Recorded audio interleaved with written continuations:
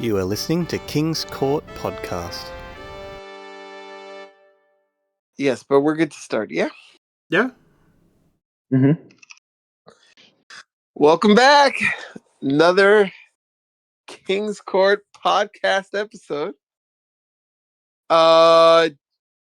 Before I introduce, just some notes. We will be on hiatus or break or whatever you want to call it. Summer vacation, I called. What did you call it? Summer vacation. Summer vacation? Okay, because you're going to camp? Like a good boy? Yeah, so mom and dad don't have to look at me too much in the summer. I know. Camp is such. It's like if you have a fun camp, it's fun, but it's definitely such BS. It's just for your parents to just drop you off and are like, "Yeah, we don't have to deal with it." Like, however long camp is. I mean, it's a very North American concept. Oh, your fiends don't go to camp? Not as like a cultural thing. Got you. We have me, Brandon, the king, and in the other corner, we have Aksu, the Swedish Eternal Champion. Wait, what? There was Eternal at... Yeah, that's a 4-person side event where I was the only person who actually had played the format before. But I still take the W, you know. When you just have a caveat sandwich stuffed with caviar. Hey, it's the Swedish Eternal Champion. Sure, dog. And we have a very, very, very special guest. Again, my professionalism is just died this past week and a half. Because normally I would know your exact titles. And and I'm just gonna go with an SBT member, play testing member. I think you'll let us know exactly what it is. But we have Safer in the building. Hey, yo, I'm cracking up over here. It's so hard for me to stay silent for the intro while y'all are just riddling off some of the funniest things I've heard in a while. Yeah, welcome to the Clown Show. This is where shit happens sometimes. Yeah. So hi. Titles are lead dev member and also lead dev SPT. So I have a couple different leadership positions within NSG, but mostly it's focused on product experience, card content, that kind of stuff. Mm-hmm. Please, people, don't hurt me. I forgot the leads. Very sorry. The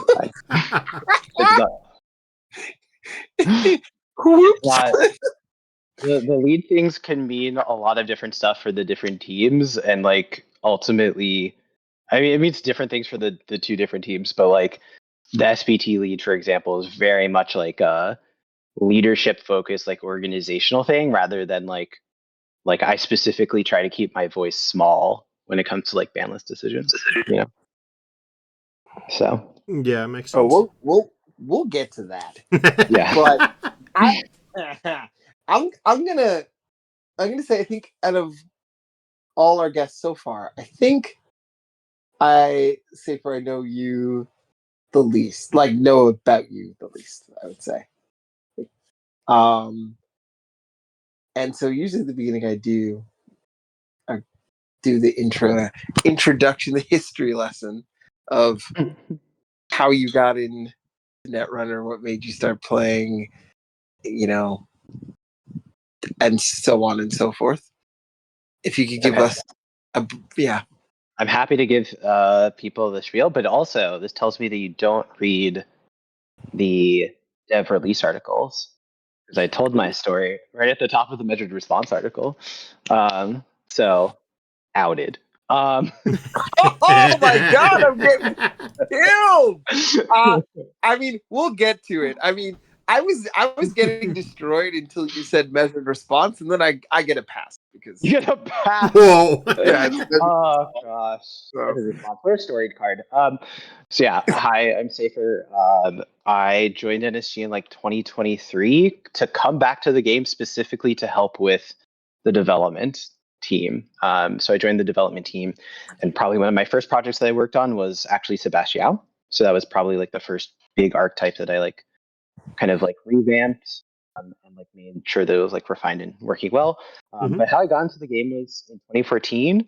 I walked into a board game cafe and I saw like people playing a card game, and this is still true to this day. Whenever I see people playing card games that I don't already know, I kind of just like look over and see if I can see what's going on. And Netrunner's the only one that's ever like captured my attention and been like, okay, no, this is actually really good. So I started playing in 2014 and then stopped playing like 2017, completely unrelated to Flashpoint Cycle. It was Flashpoint that everyone thinks, right? No, it wasn't Flashpoint. Moonbird was the one everybody complained at? This is Moonbad. That's it. My bad. So bad with cycle names. But in 2017, I just stopped to like focus on other things in my personal life, and like I like moved, and like I didn't have the same like community that I had before, so I kind of was like, I'll come back to it, and then I heard it got canceled, and I was like, well, that sucks, but it was a good ride, and so then I rediscovered things like in like 2022 or something like that. Yeah, in the good old days. What did you like playing? Like, what caught your attention? What what was safer jamming back then? Sure. So I played a whole bunch of Criminal and Desperado. Basically, I would jam Desperado into any single deck that I played. And I mean, obviously, it was a cracked card, but it was like a crutch. Like, I'd play Wizard Desperado, and I'd be like, God, I'm paying 1 credit to trash this Sand. I cannot believe this. Instead of making money while running and trashing the corpse assets. I played like Blackmail Valentina. I played like some DLR, like some like kind of busted Anarch stuff. But I also just really enjoyed siphoning people into the ground. What can I say? But I've always been a more traditional corp player, which means that I kind of just flex and I'll play whatever. Like, I've played all the different factions, like been like, oh, this faction is the faction that I'm focusing on for like across like all the corps. Did you play competitively a lot? Or yeah, I did. I just didn't travel. So like, I don't know, like I didn't have really the money to travel at the time. And my local scene was like big enough. Like, we were getting like 30 people for like a weekly. It was just like, this is very much good enough for me. But like, I don't know, like I would compete in whatever tournament, like local tournaments there was, and was usually one of the better players in like the local meta. But I didn't travel to like compete. When you say local meta, go ahead. I mean, like when you have like a big local meta, I don't think you need to travel that much. It feels like. Exactly. Yeah. I mean, but it's so much fun to hop in. Yeah, for sure. But like, if you kind of don't have the money and like, yeah, exactly. I mean, that's not fun. But like, traveling for Netrunner events, folks, is really fun. I completely agree, and I travel now. Like, so I left the game to focus on like having a career that actually paid money. Imagine. Imagine we wanted to earn some income. Yeah, very good. Yeah. When you say local meta, where was this? So I was in Austin, Texas. Ooh, nice. Yeah. Like, I got spoiled. I was so spoiled. I was playing Netrunner like 3 times a week. Oh my god! Like, I wish. Like, in person. Like, I mean, I played on JNet too. Don't get me wrong, but I was playing in person 3 times a week. Like, I would like, it was like a 10-minute. Like, the board game cafe was like 10 minutes away from my work. So like, I would legitimately just go to there for like lunch one of the days. That was one of the things. There was the normal meetup, and then I think there's like usually like an off day for people that couldn't make it on the normal day. And I was like, yeah, I'm just gonna go to all three all the time. Why not? Wow. I love that. Yeah, That's like sick. that's for sure the part I like missed the most about starting too late, is that you don't have like this board game space anymore. Like the local game stores don't really support the game anymore. So like the player pool is much more limited and everything. Like they used to have like 3 monthly tournaments in Helsinki at some point, I think. And I would like kill for that right now. Yeah.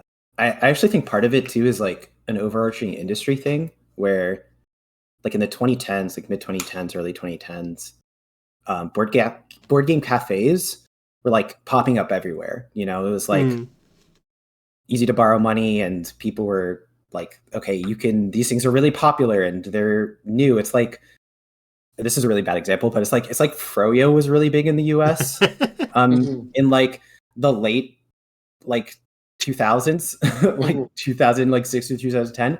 And now in the US it's like kind of hard to find a Froyo shop, and it feels like the same thing for like board game cafes, where like it was an unproven business model. It seemed to be like unique, and so a bunch of them opened up, and that was like a space, and they were looking to like, you know, fill seats and, you know, have people play like regular games where they come in and then like buy food and drink and stuff. And Netrunner was kind of just like the perfect match for that.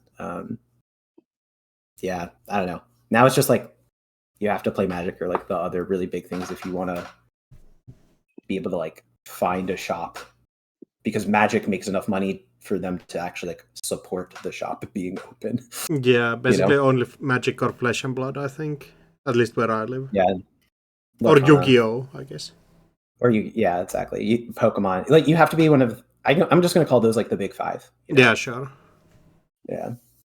And then you get active competition that's actually like organized by the stores as somebody's work, and not just somebody like putting in the grassroots effort. Right. Exactly. That said, none of those games are nearly as good as Netrunner, so sucks to be them. Fair. Sorry, I'm having some technical difficulties. Oh no. Give me 1 second. Socket234 did not know that recording was happening. Sokka's over? And they called me. Oh, lol. And that just broke my Discord. And so, hold on. Headphones have been sent for, acquired, and we're back.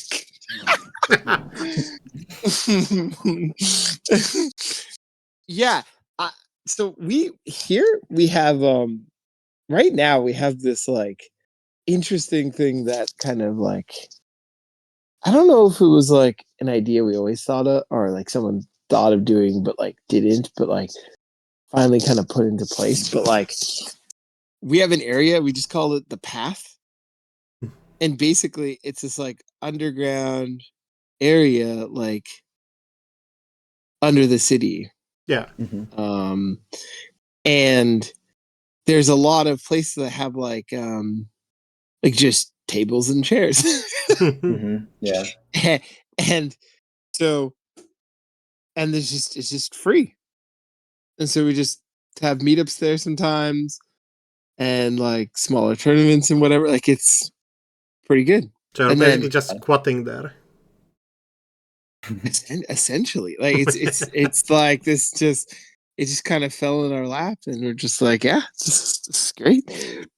I went to Edinburgh for just like a vacation, like last winter or something like that. And, you know, I was like, well, while I'm here, I'm going to like check out like, you know, whatever the Netrunner scene is like, and like just play some games and stuff. And it was so nice to just like walk into like a pub, and the pub was like, the people there were like, oh, they show up all the time and we're happy to have them, you know, like like, which is, it feels like weird, but it's like that's the energy that it was like before, like that I missed, where it didn't feel like I was fighting to try to like find a space for us to play, you know, or like competing with other games. It was just like, oh yeah, these people are just like happy to have people show up like week over week and like on like a what would normally be a slow day. Yeah, sure. And like hang out and they're playing some game, you know? I mean, us Netrunner players get a lot of beer too, so it's and it's usually good for them. Now Pub Runner is sick. Like that. That's another thing. Is like, ooh, like just going to the spot. Like you're making me want to go tonight. If they chose it, I think they chose the path this week, which like is fine, but like Pub Runner is the path. You were just hyping it up. The path is excellent in terms of like all that it can offer. But like when you go to play Netrunner and you can eat and drink, it's like chef's kiss, you know?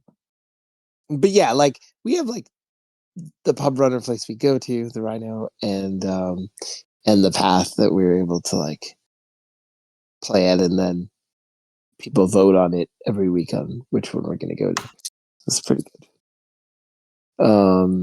All that to say, I guess actually you're moving to Canada so you can take part in the Netrunner scene properly. I think there's a country with Pub Runner a bit more nearby that I could move to first.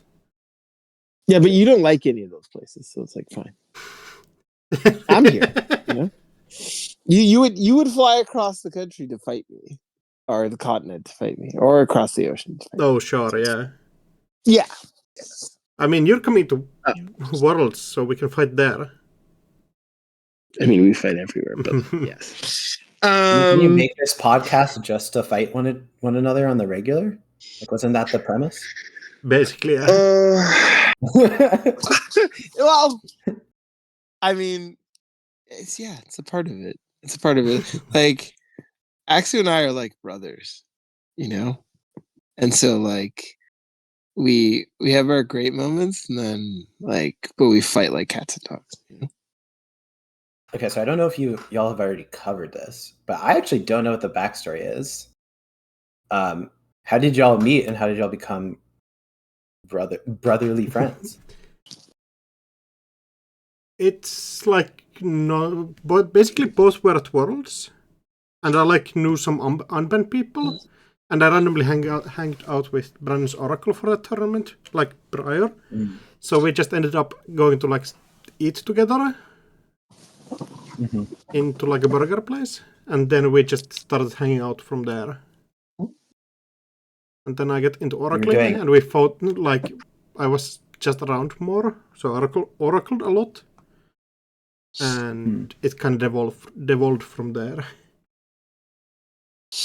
Yeah. Axe's energy is like pretty much unmatched. And when he gets passionate about things, it's just like, oh my God. And yeah, and we're just people who have like, you know, hella takes. So it was just natural that we would it is true. Start shouting at each other. The amount of hot takes. Oh boy. It's very entertaining. I think I have only mild takes, but people just don't agree. Okay, can you give me a mild take that you think no one agrees with? Nobody agrees with, like, you can go listen to the food episode. I've listened to a lot of the King's Courts episodes. I'm happy about that. Well, we keep having banger guests on, and it's just. I mean, you probably don't need to have banger guests on. You like both of you bantering is also good, but like Peter H. Tuno, that's a great back to back. I think. I don't know what you that was pretty good after that. I mean, like, I can't follow. I don't think we have had a bad guest like before last 2 episodes ago. Wait, who are you? Who are you destroying right now? I'm beefing with Not Yeti. Don't worry. Oh my God! I have not co-signed this, just in case anyone's wondering. This Yeti is the reason why Aksu would move to Canada before the UK. Yeti is awesome. Hosted me at their place, yeah. Is a fellow Nebhead. And so yeah, yeah, evil I people don't know co-sign evil it. people.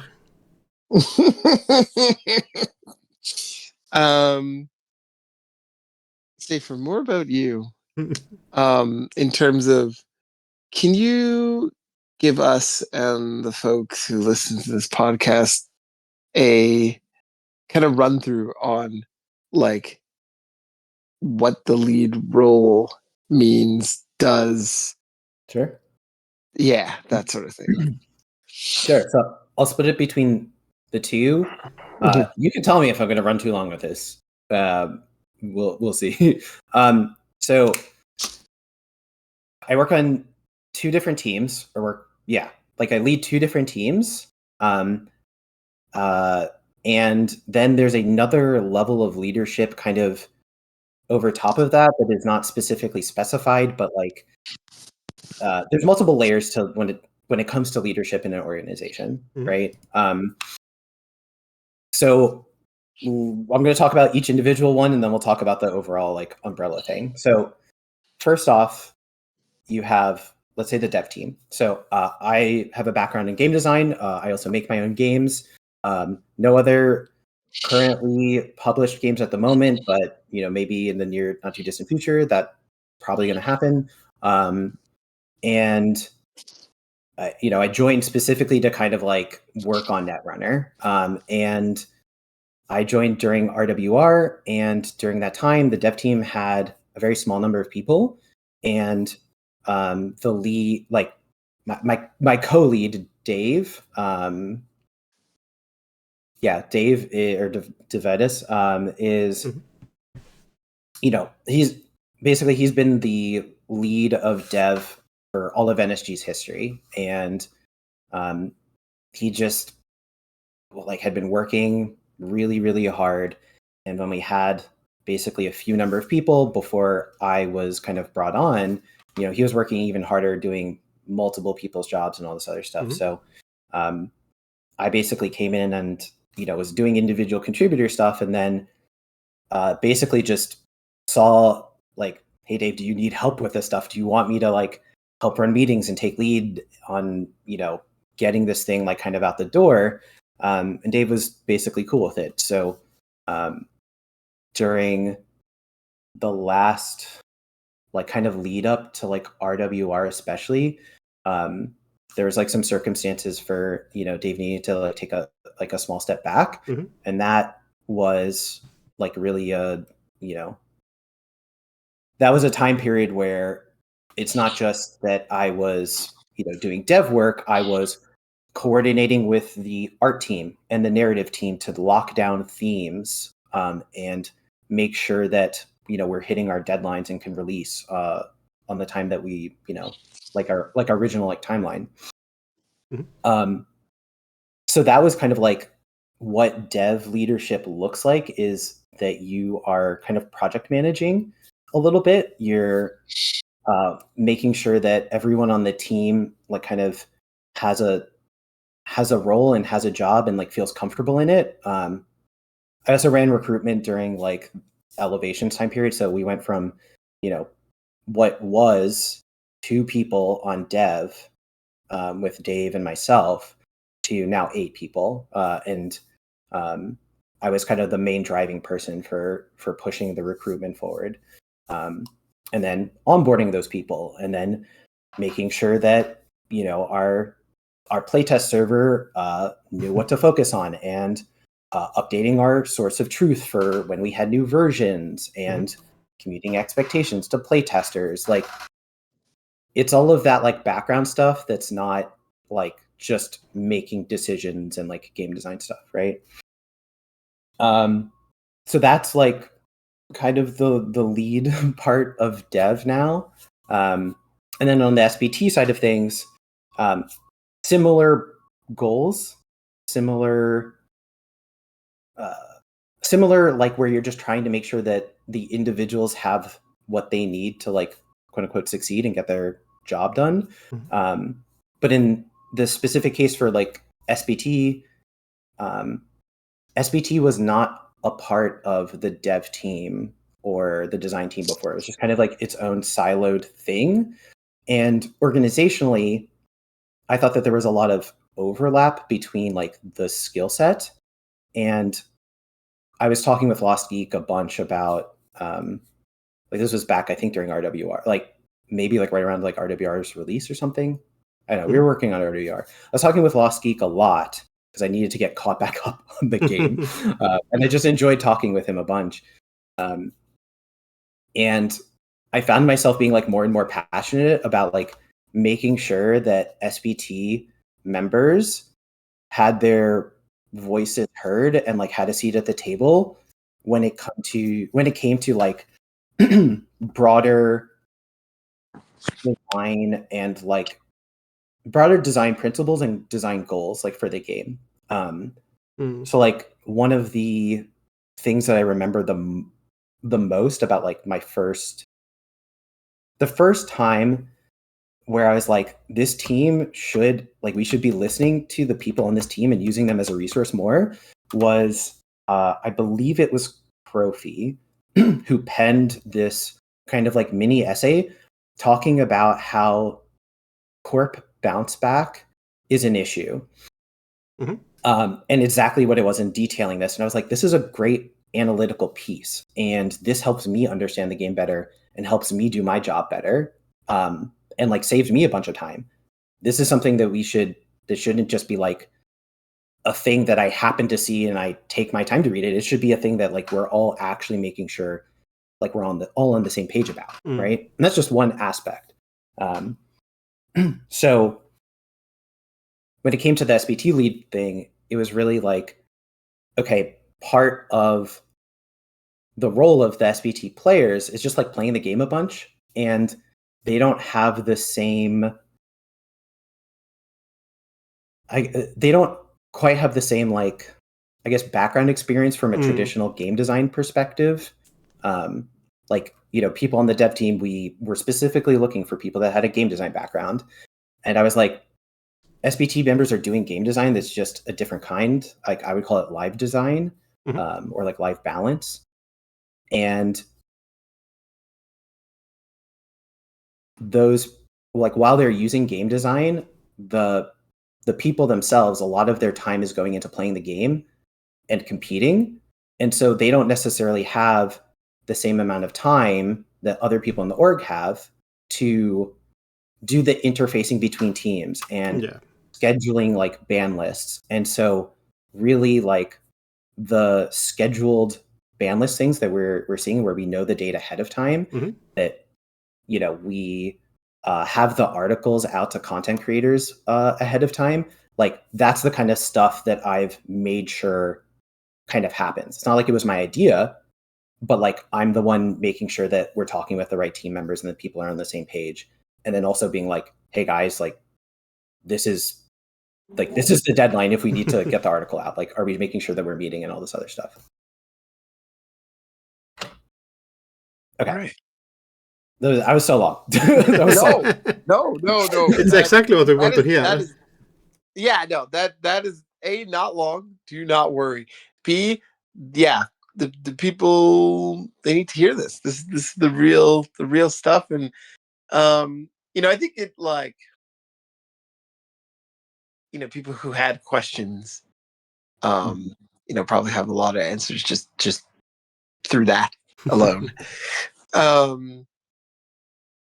I can add one more thing. Go ahead. Realizing I said I was going to touch on something and then didn't, which was the top layer of leadership, which is just that while working with the different teams, while having a better understanding of how like multiple people within the org, like how multiple teams behave and like what their needs are, that then means that like if there's a issue that impacts multiple teams, I'm one of the people in leadership that is able to like speak on it and like help, you know, again, like make sure that we know who the stakeholders are and moving things forward. So, I'll give an example. Yeti recently came on, and Yeti is, the new lead producer. We went through a period where we didn't have any producers, and I was like, I know what our pipeline is. I know that this is a really important work. I, was doing some of it myself during some of these like set development things, and like it needs to have a dedicated person. Like we need to recruit for this. So like that's the kind of thing where it's just like seeing things that need to be like addressed, or things that we will need to do to make sure that we, are running efficiently and have the people that we need to like do the things that we say that we're going to do. Like that's just like one example of like, okay, I'm involved in some of those conversations when it makes sense for me to be involved. Do you find it at all difficult to juggle both responsibilities? It seems like it's a lot, Oh, it's definitely a lot. It's a lot, and I knew it going in, but basically at every single step I've opted in to the additional work, and I also just get like a certain level of fulfillment from it. So I enjoy management. I enjoy like letting people succeed. I enjoy like, I don't know. There's something that I just really like. It's life affirming to me to have. I'll say, I hope that it feels okay with it, but I'm going to give Tuno as an example. Like, it's life affirming to me to like see Tuno posting things in SBT and be like, I think it's going to be a very good game designer. Have it join dev, and then like seeing it flourish within dev and like do great like game dev work. Like that's very meaningful to me. And so completely selfishly, I get joy out of doing this work for a community that I think is overwhelmingly some of like the best space in gaming and has like some of the nicest and coolest fucking people. Like we might be small, but like we're also just a fucking great community to be in. And that's it's great to be able to put effort into that, especially when the world's in the fucking state that it is. Well said. Very well said. That was great. Remember all this, everyone? Non-scripted, and you killed it. That was excellent. And very true. Second and third that. Everyone's favorite topic. The banlist. Okay, sure. Hey, we had the banlist episode just last week. The Eternal one? Come on. Hey. That was such a good troll. Oh, it's the most watched episode by like time ranking. I love this, that Safer was the one to reply to your outrageous I didn't even have to this time. It was the one with discussion on a ban list. Yes. Yeah. No, we love you, Eternal. We love you, Eternal people. We do. WoW is great. WoW is doing good work. But standard ban list. Okay, sure. If you want to be boring. The ban list that stirs the drink. All right. There's maybe details you can, maybe details you can't give us, but can you dive into the process going into this particular one? Like the thoughts behind it, like what may have been challenging, that sort of thing. Sure. So process-wise, we were working on the whole scheduling conversations with organized play. Yep. Like with this ban list. So we announced it, but like this was the first time that we knew where we're going to like start doing this around organized play seasons. And so our process is, we have some basically set like testers, and we get like a subset of the testers to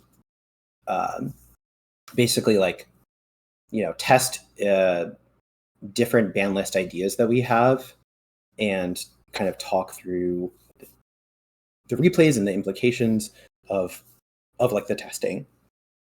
And so we tested like kind of a couple different things. I'm probably not going to talk about anything we didn't cover in the article. Yeah, sure. But that's how it like kind of is done over time, and I think that's where it can be really, really challenging because we're kind of working on previous data. When we need to give 2 weeks for minimum of 2 weeks notice for big events, because I think 2 weeks practice is like basically the minimum amount for competitive play, to be fair to people. Okay, so we're working on a 2 week delay. The article needs to be like published by the 2 weeks. It takes time to write the article. I probably spent like 6 hours writing this article. I wasn't the only writer, but like figuring out how we were going to say the stuff that we're going to say, like it's not just to get the community messaging out, it's also like a historical reference point now, so we can like be like, what the hell were we thinking, and go back. Yeah, sure. So that takes some time. Okay, we need to have a decision to write the article. Okay, we need to like schedule a meeting to actually make the decision. So it's like we're talking about 3 or 4 weeks is when we need to have ban list candidates close to finalized. And so I really like the AUCO one that came out of the Sheffield mega city that is also sometimes colloquially known as UK Nats. I really liked the AUCO that came out of that as an example, because that was the first time that we saw a big strategy shift from AUCO since the Red Prince list in Summer Showdown. Right, we saw a much bigger focus on scoring. We even started seeing people experimenting with taking stings out, which before would have been like a very clear, like, oh yeah, this hits AUCO, and it hits all of AUCOs, right? So yeah, part of the challenge is just the organizational thing, and you see this for all different kinds of games, and you'll see it. I'm going to reference like Teamfight Tactics. If you pay attention to Riot Games and Teamfight Tactics, they have localization lock and a whole bunch of other things where they have to know. They basically have like 3 days after a patch goes live to like see their data and then make balance changes. And so like we're doing the same thing, but with like way less data, where we need to basically like intuit what we think might happen. And sometimes it's going to be right, sometimes it's going to be wrong, but we have an incredibly complex game with a really like interwoven meta game. And it's just like impossible to predict what will actually happen. So the challenge definitely here was partially the organizational thing, partially like the actual content. So like on the corp side, what the hell do we do? And then even on the runner side, like what is the best way of actually addressing like the side balance? I'm happy to dig deeper into any one of those things, but it's like like overview. Yeah, I was kind of wondering, like, that was the new change, right? So did the testing kind of beforehand go a bit more like linearly, where it's like, oh, we need to fix these problems, and you have like more time to actually dig in deeper to like try figure them out? I think there's kind of always been some form of testing historically. It's just like a little bit more refined as a process now. And some, like I'm thinking of some ban lists where in the past, like before rotation, where there's like some of the sets have been in standard for so long that you're not, it's like actually a much easier problem to solve, if that makes sense, or like a easier like metagame to like wrap your head around and understand the exact nuances of it. or you have like just massive problems like a tributary, and it's just like this is so clearly a problem that it becomes a fairly easy decision. So I think this time around it's more so that for testing in particular, we had to go through a couple different steps to get insights into how all of the different options would actually like impact things. Does that make sense? Yeah, 100%. So, if I said we had beef, okay, you and I, all right, You and me? know, yeah. Okay. If I I'd be said we had, surprised. But you'd be surprised. Okay, so you wouldn't know what we had beef about if I said we had beef. I'd be curious to hear about it. Okay, so if I said it's a portion of the article, okay, Oh, okay. that I'd have a problem with, okay, Okay. which part of the article do you think it would be? Just not knowing anything, what would you guess? What a fascinating question. I need to go look at the article. Where the hell Netrunner? Yes, click those keys. Excellent. Yeah, let's go. I would guess the issue is at the bottom where it still has the Cyberrex sandbox banned accidentally. I will keep pushing this drum like I'm not stopping before my child is freed.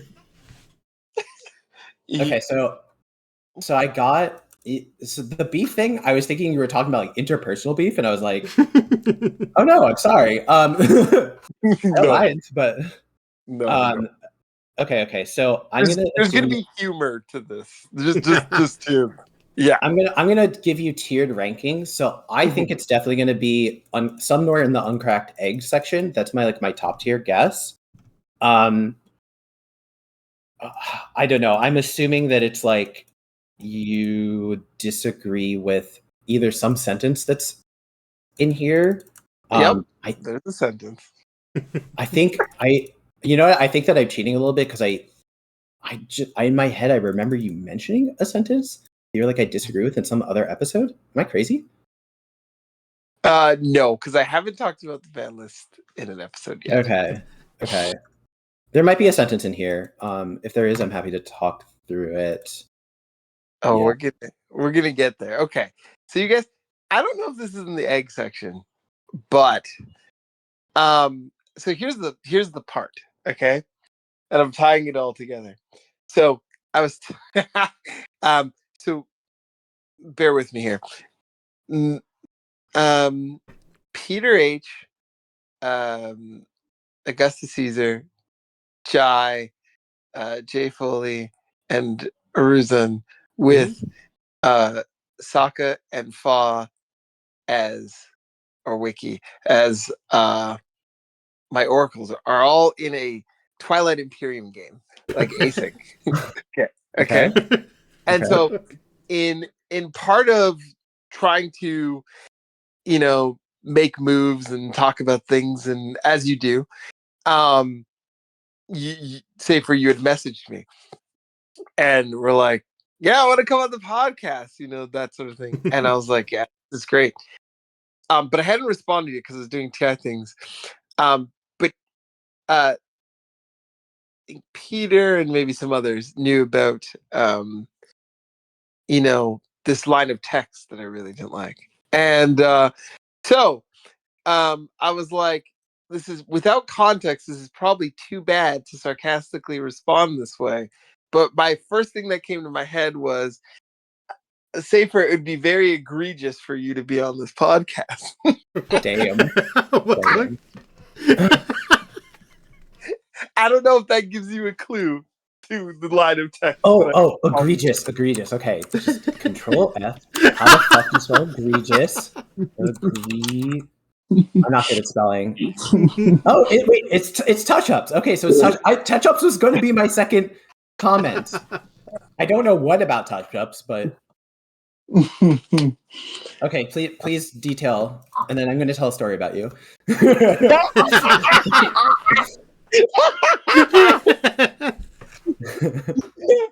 Egregious. I look like, I was telling everyone there's a time, okay, when you're an athlete, all right, Mhm, and you're mhm, playing at a very high level, okay, Mm-hmm. mhm. and then things start to slow down, okay, you get older, you're a step slow, whatever the case may be. Maybe you had some injuries, and then there's a point in a game or practice or something and like it happens, and you're like,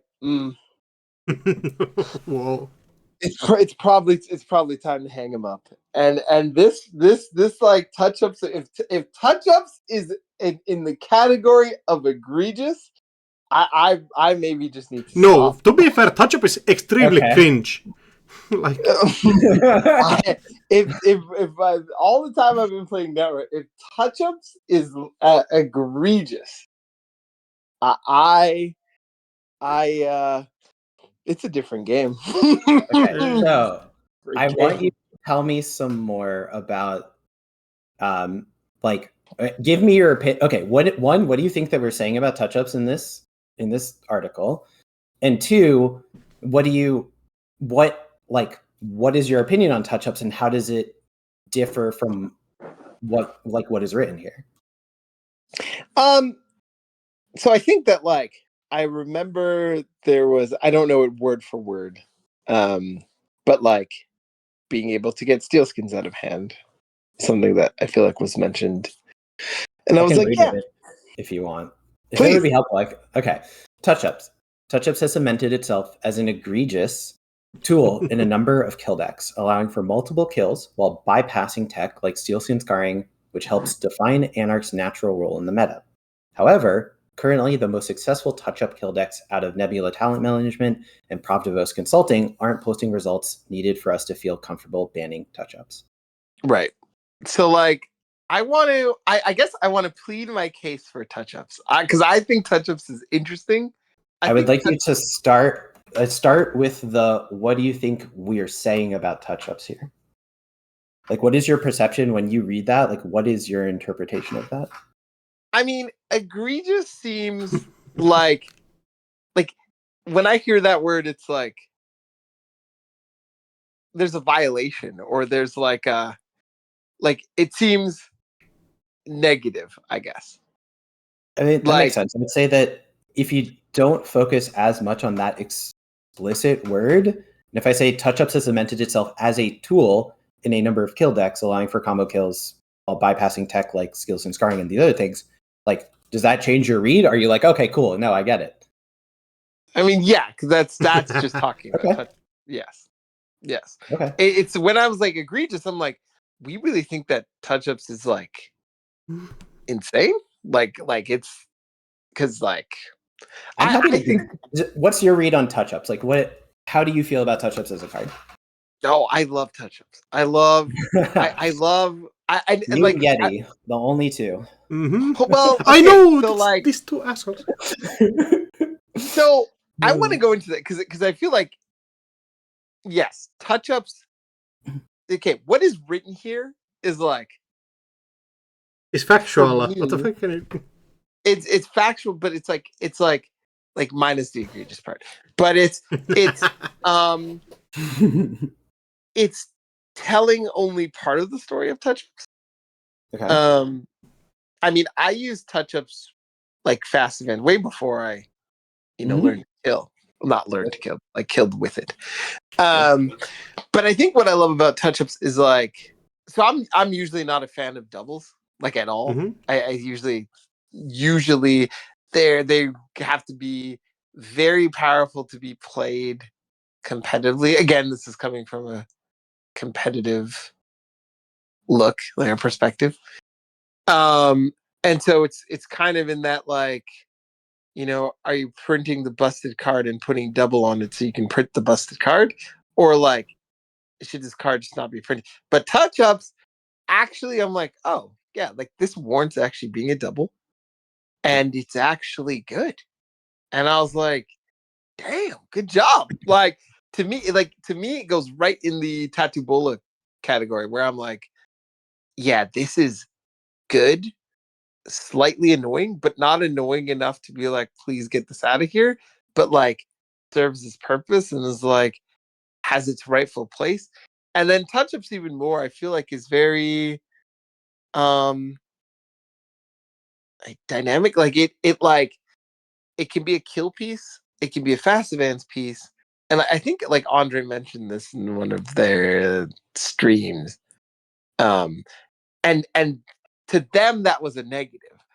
But to me, I think it's a super positive. I have harped about corpse when it comes to influence and slots and stuff like that, and touch-ups really help solve a lot of those problems where you can now have a kill piece that is a fast piece. So now you can shore up your deck in other ways using the slots that this helps you create.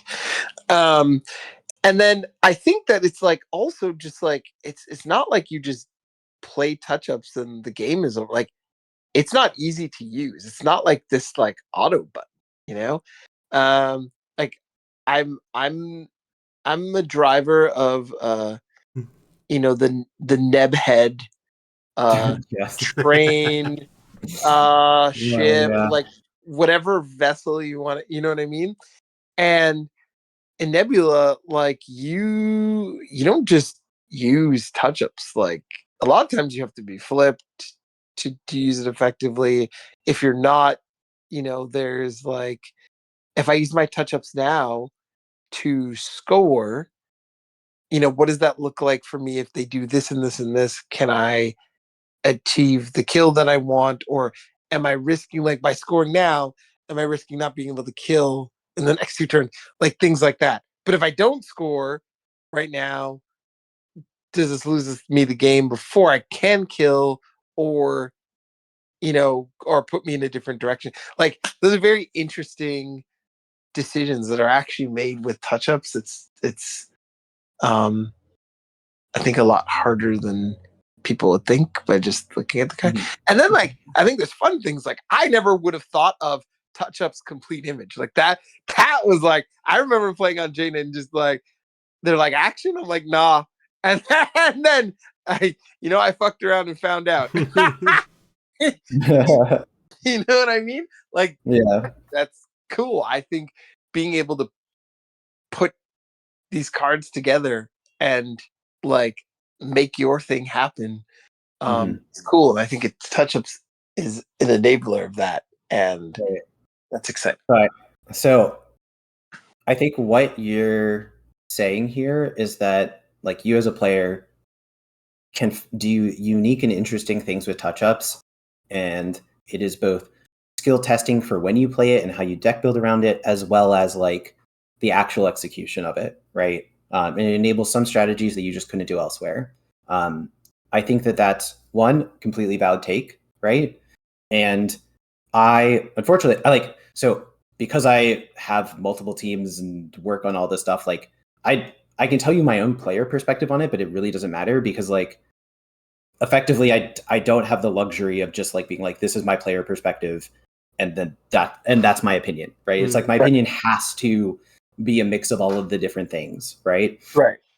So on the dev side of things, right, when it came to like thinking about this card, right, the card, yes, it does a large variety of things, but like we had an intended like power in mind for it, if that makes sense, and it is doing more consistently than I intended, right, for its role in the set and what it means for kill decks. And that's like, it's like, okay, there's always going to be like misevaluations on things, because it's really hard to develop things. And it's just like, all right, maybe touch-ups is like 20% more consistent than I expected. And I didn't intend for that to be the case, right? Other people in dev may have, right? I'm only speaking for myself here, but like, okay, that was like a surprise to me. And one of the problems with that is that Nebula in faction, without having to spend influence, does get an immense amount of flexibility.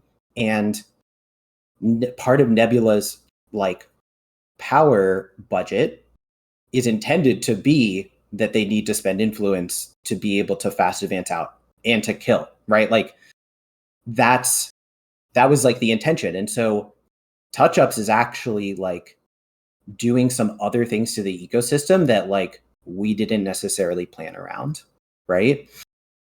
And that's natural in a card game. Like card games are so complicated. There's so many things to consider. There's so many difficult things to do.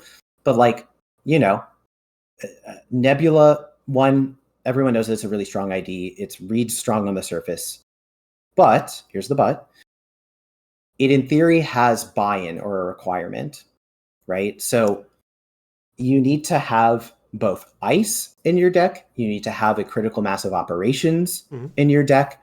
And that means that, you know, you already need to have agendas, right?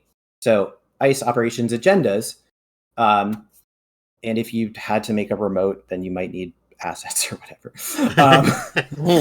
Like, yeah. So like in theory, it's a limitation. But so my point here is that like when you can't get that stuff in faction, right? And you have to spend influence on it, okay, you're even more limited. So like Nebula is just more flexible, more robust, more consistent than we originally intended.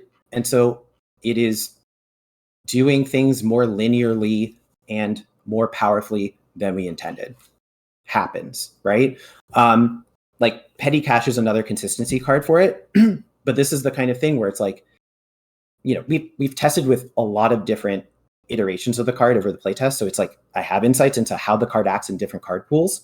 And like if you take out Petty Cash, you take out touch-ups, would Nebula actually be, could you make a functional deck? Maybe you could, right? Things in get theory, pushed, yeah, but like so much more, right? Right. So it's like when we were thinking about this from, again, just a dev perspective, or when I was thinking about it from a dev perspective, it was like, what is the appropriate number of tools for Nebula to have in this set? Because we want to continue to print operations, right? And like, what does that look like, right? So, okay, so that's one. Touch-ups is doing some unintended things for myself, right? Because it's more consistent. The second portion of that is like, well, okay, the second thing is the SBT hat, right? Where again, this is me individually, not reflective of other SBT's members' opinions.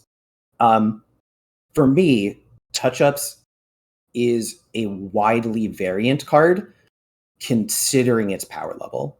So I think that it is worth keeping an eye on when decks are built around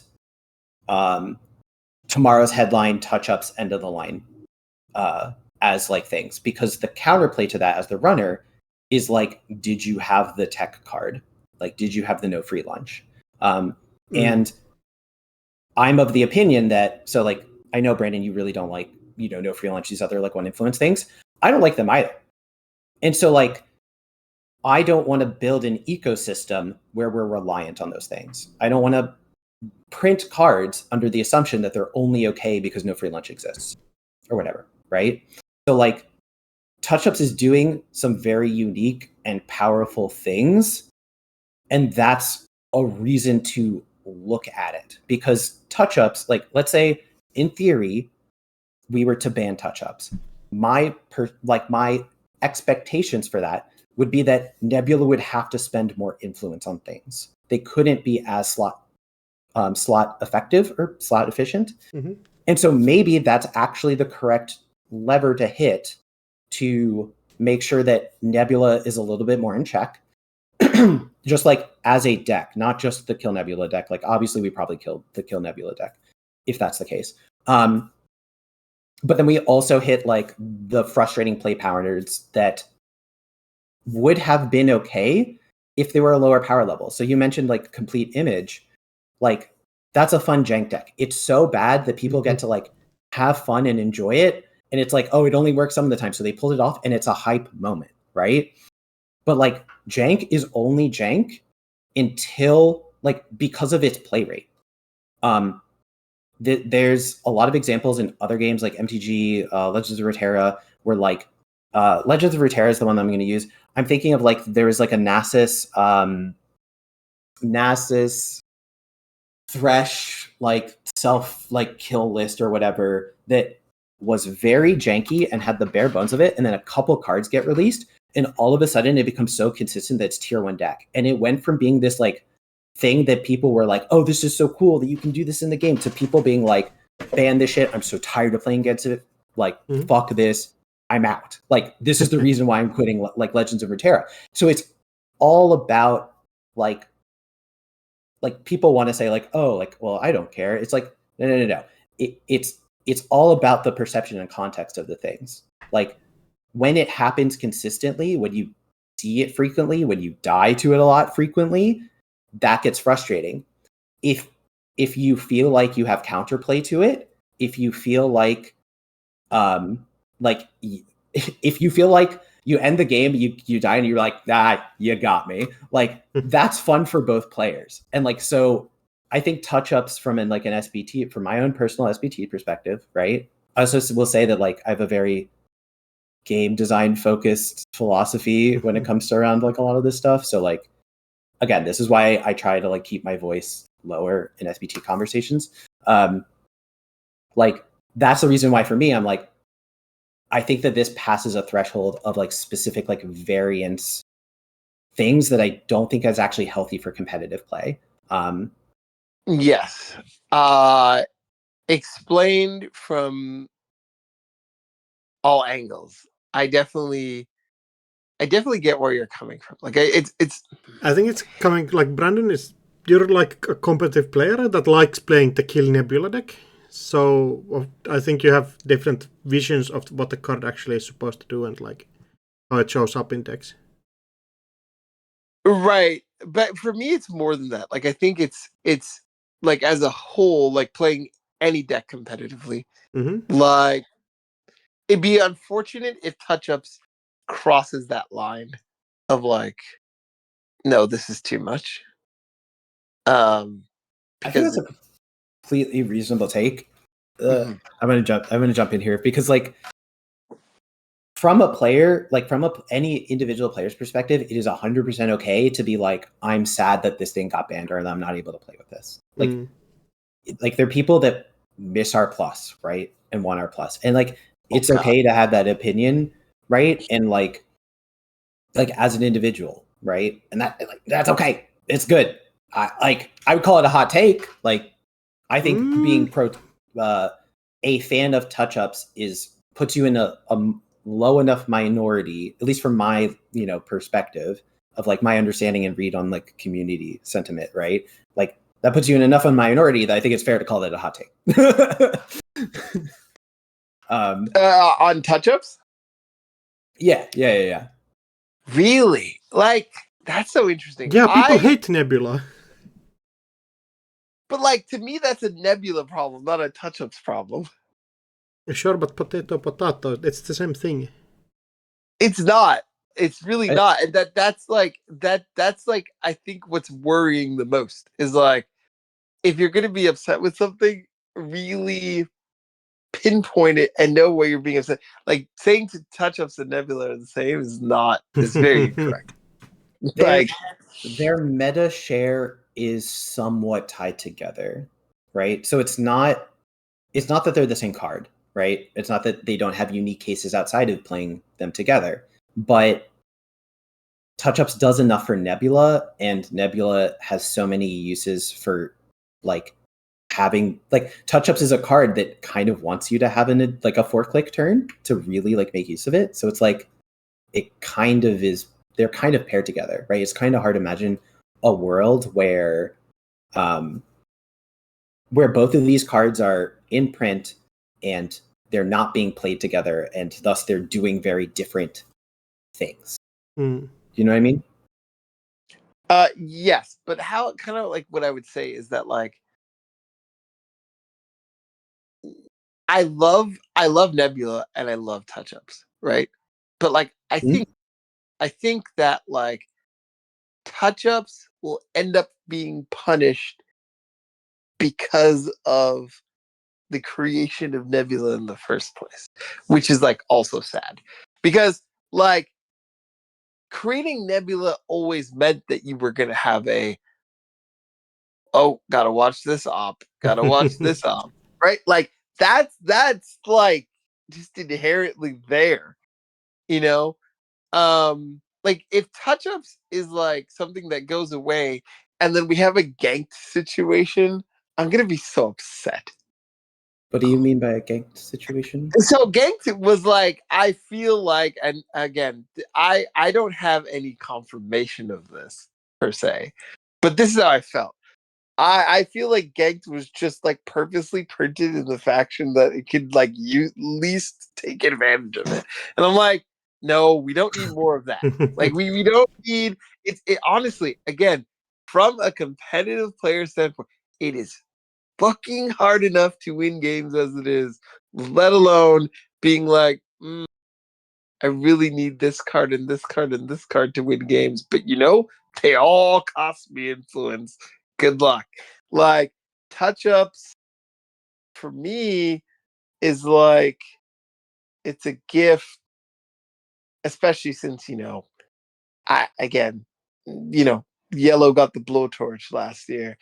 That like a card that doesn't cost influence that actually works in like is actually a really, really good support card. Like, thank you so much. Like, I think that you're speaking what our hope was. Like again, Dev hat on, right? You're speaking like what I was hoping would be the case, like before release. It just again more consistent and more powerful than originally intended. And like as that got developed, what decks that ended up creating, again, you can never predict fully how things are going to go and how metas are going to develop, either if you're on the creating the set or trying to design the set, or if you're trying to like ban and make meta predictions there. Like there's a reason why in MTG that has like critical mass of players that and like people that are professionally played and think about it all the time and all the obsessed people who are great players and great thinkers still get card analysis wrong. Like, of course, it is not like it's an unsolvable. Like, we just need to recognize that as humans, like we're going to get this wrong, right? Like some of the times, right? Mm-hmm. You're gonna get some right, you're gonna get some wrong, and so like, I think that what you're saying, Brandon, here is that like this is a reflection of the broader issues with like NBN and the faction, where it's like they just don't have that many tools and they'd be getting the short end of the stick for ages because they have Spin Doctor and so they get to work with like 15 influence and like I think that really what you're speaking to, like the underlying thing here is that NBN as a faction is really hard to design for. And so they should care about operations. They're one of the factions that like where operations is within like quote unquote their color pie, if that makes sense. Like operations matter. Like you see that within Sudden Commandment and like other cards. And so when making an ID for that, what is the right power level for that ID? And like, what is something that actually makes players like excited and have fun and creates interesting play patterns? And like, how much support does that need within the same set? Right. And it's like, I think that long term, like touch-ups is not a card that like creates for like healthy metas, if that makes sense, right? But in the short term, I think it's completely reasonable take to say like it's fine. Like we don't necessarily like it, but like if here's a really good way of thinking about it. If Worlds this year in the finals, streamed game, everyone's watching, ends with maybe not Kibble. Let's use the Probdivos one because I think the Probdivos Tomorrow's headline end of the line thing is like that's for me what breaks like the variance threshold rather than like Kill Nebula as an archetype, right? Like Kill Nebula as an archetype. I think people just don't like playing against it and find it frustrating. Yeah, I think that's a different statement than touch-ups as a card and the variance that it can create within things. But imagine the Corp turn 1 goes, install, install. 2 cards in hand. It's end of the line in touch ups. The runner, goes down basically the white blade situation. Yeah, checks the wrong Exactly. cards. Yeah. And it's done turn 1, and people go, cool, that was the worst and least climatic finals ever. Like, that's not good. That's not good for the game. No one wants that. Like, and it is a combination of all the different things, right? Like, if tomorrow's headline wasn't limit once per deck, one, we might be having a very different conversation where it's like touch-ups actually needs to go because it's way too consistent, right? Mm-hmm. But like, also, it would be less frustrating because people would know that it's a thing that they need to play around. So like, look, all of the limit 1 per deck agendas have their own form, not longevity, have their own form of unbelievably annoying variants. Yeah, right? 100%. And it manifests in different ways. And so like, Luminol is just cracked as a card. Like, we don't need to explain why. Just absolutely cracked. Yeah. And it doesn't need other cards to be cracked, but then when you have Seamless and PD in the same set, it's just like tomorrow's headline is one of those cards that I think everyone looked at and went like, it's pretty much fine, right? And then you have this combination of things that comes up where you're like, if this is consistent and this is strong and this is people opting into this strategy at like the top level of play, maybe that's not a healthy metagame.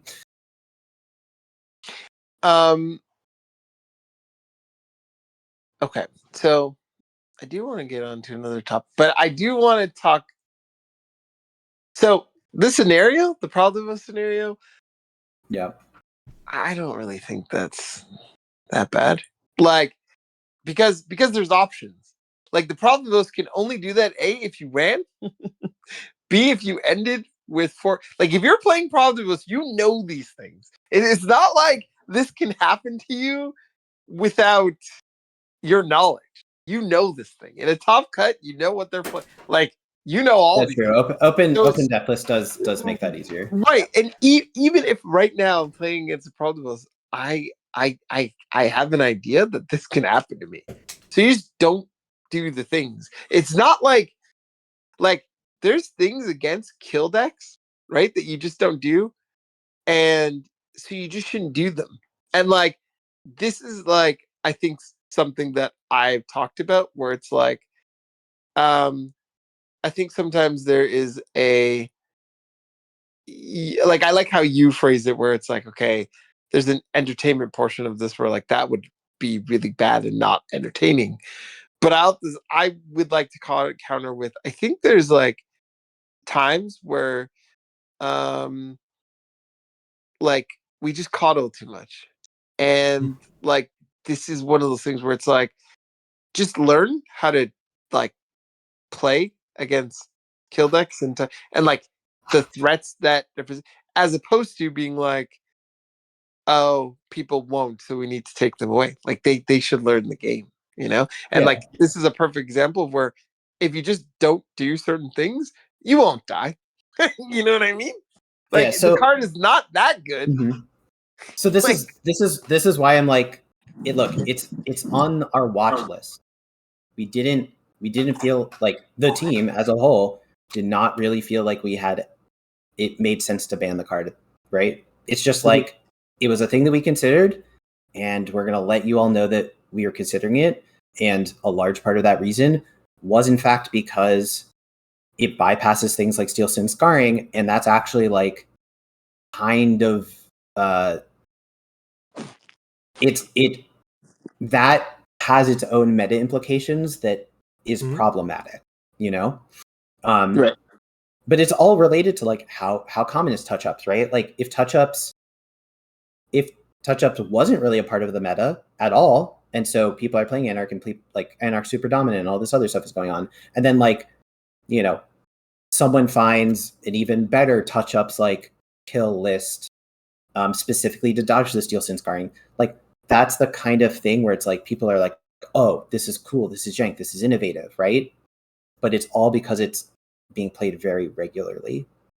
Like, that's the entire difference in community perception around this card. Why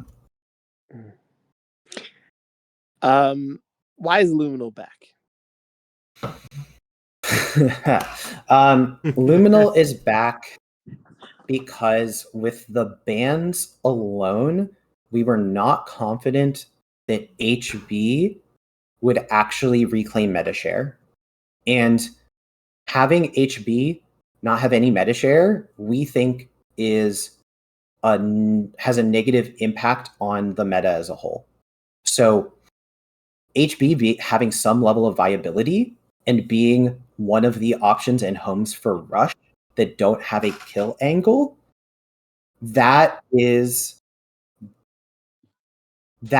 its has reaffirming like biases on the runner side. And what I mean by that is that corps are the ones that in the core game rules, right, provide the problems for the runners to solve.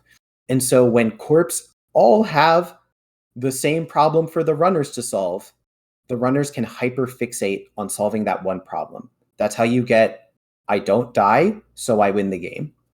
And so HB being the only faction that can present that doesn't have kill, like it is going to be a healthier meta when they have some form of meta share or at least meta consideration. And it's not just PD, it's also like LEO. Like we've seen LEO be played, but it doesn't have a very large meta share, and it's not doing great at converting. I think it's kind of hit or miss. Like some events, like you find like one LEO player that converts, and others you don't find any. And like when you build an LEO list, the agenda suite for it is, I think, like kind of constrained when you don't have that limit 1 per deck. Because like, okay, I'm gonna do like some of the game design philosophy stuff here, right? One, I wasn't around, so this is all like intuited because I just think it makes sense. I'm pretty sure this is the intention. It's the only thing that makes sense. Limit once per deck, 3/2 agendas were included in Gateway, presumably, my assumption, to make it so that 49 card lists could regularly run like the regular agenda suite of basically, 7x 2-pointers, 2x 3-pointers, right? And when you have 7x 2-pointers, you need one additional 2-pointer that's not a 3x copy, right? So that's where like the limit 1 per deck is like, oh yeah, we should make a limit 1 per deck 2-pointer. That's what I imagined old NSG did. I could go ask Dividus, but for clarification, we shouldn't take this as law, but like this is me going like, this is what makes sense. This is me as a game designer. This is what I would decide and all this other stuff, right? So LEO is a 49 card list, unlike PD, right? PD could run, 8 agendas total, 6 of which are 2-pointers. So LEO actually gets a pretty good boost by having a real, like another 2-pointer that they are happy to play, and actually gives them like more agenda diversity and options instead of, I don't know, always playing like 4 5/3s or whatever. I hope that answered the question. Yeah, I think it did. Especially when like your 3-pointers are nothing to write home about right now. Yeah, I mean, I think one of the reasons why LEO is seeing the play that it's seeing over PD and other HB lists is because it's very happy to play Send a Message. It's like the best HB home for Send a Message. Was Vacheron ever tested? I actually so I played some games with Vacheron because I wasn't around for when it originally was credited during elevation testing. It wasn't tested for the ban list, but I actually played like 3 or 4 games during elevation playtesting with Vacheron just to get a grasp for understanding it, and also like understand basically like the premise was LEO's not going to have a 5/3. Is LEO completely busted with an actual 5/3? Like I was like, I need to test this, and turns out the Vacheron was pretty good.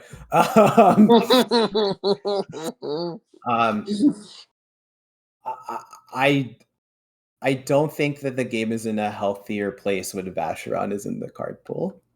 I think that is my own personal take on it. When's Gold Farmer coming back?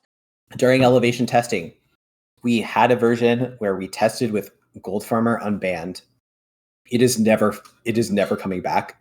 I shouldn't say that because look, again, right? SBT is a team of individuals with their own unique opinions, and my voice, again, I specifically try to keep it low because that's not my role, right? My role in the team is to facilitate people. I have such a hard time imagining Gold Farmer coming back. It's, again, this was a card that I hadn't played with before, we did some testing in elevation. I was like, this is this is so illegal. This is so unbelievably illegal. Imagine that with no cleaver in the pool too, right? Isn't... I've imagined it.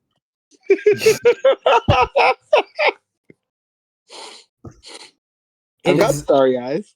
I think the thought at the time when we did a version of testing with Gold Farmer unbanned was crew exists, right? So maybe there's some natural presence and other stuff. Oh, it was so brutal.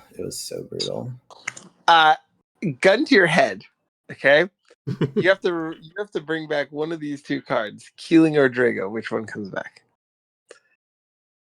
So here's the problem. I've played with Drago a tiny bit. I have never played with Keeling, right? I came back in 2023. TIA's released that banlist is already there, right? And I stopped playing in 2017.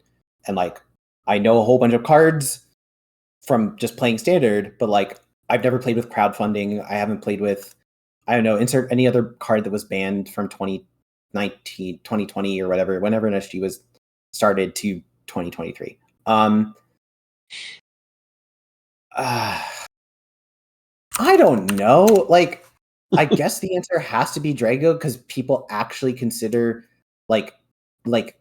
someone will be Drago wasn't that bad, and no one ever says Keeling wasn't that bad. So I think I just have to go to Drago. But I still think that Drago is illegal. But you made me choose, so fine. Yeah. No, I made you choose. Yeah, no, that's a question I'm going to honestly off the top of the dome. But I'm gonna ask more people that because it's interesting. I'm not quite clear which people thought was more actually evil. Which one would you actually pick? To bring back? Yes. You have to think about it. It's Drago every single time. This is a touch of flubber. This is what you get. This is what it is.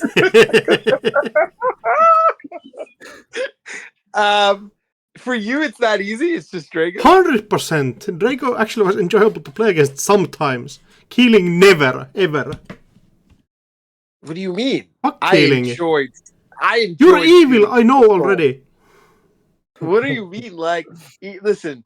It's like Yu-Gi-Oh! You've never played the Seal of Archetypes against your opponent and be like, I'm gonna win this game and steal your soul. And the power. I have seen you play. I have seen you play Keeling Cold-Side Server in Agin Fusion. When your opponent's just hard, they lose the will to go on. Drago, they were just it was bad, but people learned about pinhole threading and it's yeah, but and I guess people will like Drago as well because they like to do the ob stuff, Yeah. But Keeling, I love Drago too. That's the part. That's actually what's hard for me. Is both those cards have a special place in my heart. They're both so good. How do I choose? I mean, this is a podcast for the sickos. We embrace. I don't think you have heard about our unbanned list. Yeah. The thing is that it's not even they're so good. How do I choose? It's what I've done with them. I don't know if you've ever searched the deck controlling the bladder, but that is one of my favorite Draco That lists deck of is all so time. bullshit. Oh my god. It's a CTM Draco deck that is just, I love it. And then yes, I did cold site server killing, unfortunate folks. Ooh, but like, Okay, so I have an argument for keeling. yeah, Right? okay. And the argument for keeling is that at least the game is going to end. Yeah. And this is like entirely my opinion, opinion on like kill decks, right? Is like this combo kill this is like, well, at least you don't have to sit there for like 10 turns and an additional 40 minutes to deal with this. It's like, yeah, that's why we should bring back Boom to actually let Dragorex kill people. No, but it will. It will. Touch-ups end of the line is a kill. Yeah, but that's so much influence I don't want to put in my deck. No, that's just like NBA. That's fine. Boom is like different. Boom is 2 different influence. stuff. Like I just put 2 booms in there, and Boom is 3 influence. no shot. I mean, go check it, Zoomer.